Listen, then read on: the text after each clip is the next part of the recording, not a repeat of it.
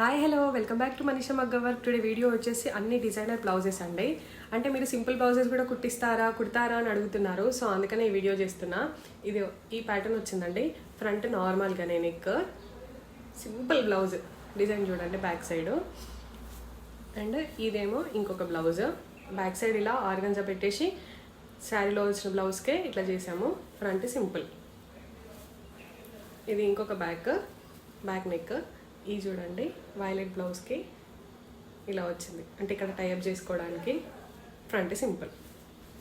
And ఇదేమో ఇంకొక blouse pattern, ఇట్లా రౌండ్ వచ్చేసి ఇట్లా.